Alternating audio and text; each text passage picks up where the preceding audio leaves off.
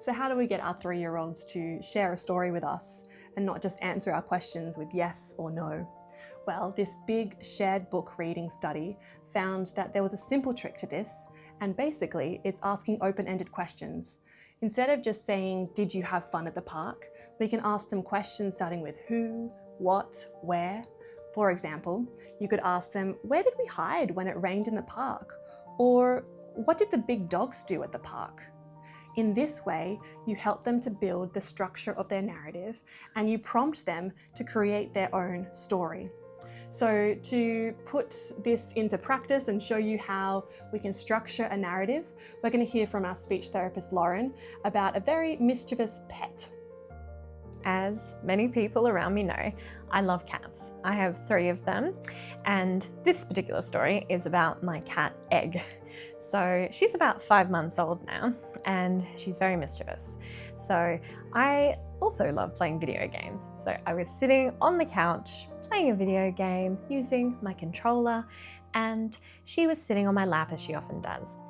And suddenly I felt her little mouth against my hand. So I looked down and I realized that there's a little piece of plastic missing from the controller. So immediately I panic and I open her mouth and I think I see it slip down her throat, but I'm not entirely sure. So I look for it everywhere. I pull all of the covers off the couch and everything, pillows, the whole thing, nowhere to be found.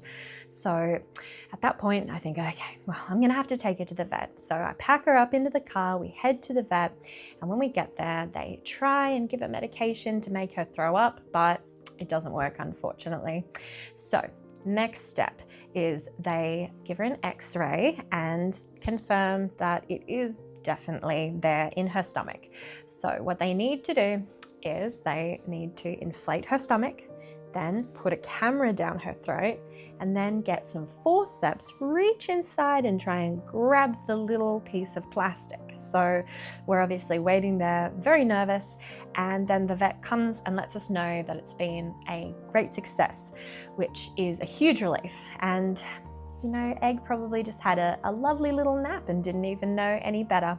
But I can't help thinking how funny it would have been for that vet when she pulled this tiny little cat out of my cat, because this was the part of the controller that she ate. And just for reference, this is a picture of my cat. They look very similar. So I'd love to know, has your pet ever done anything silly like my cat Egg?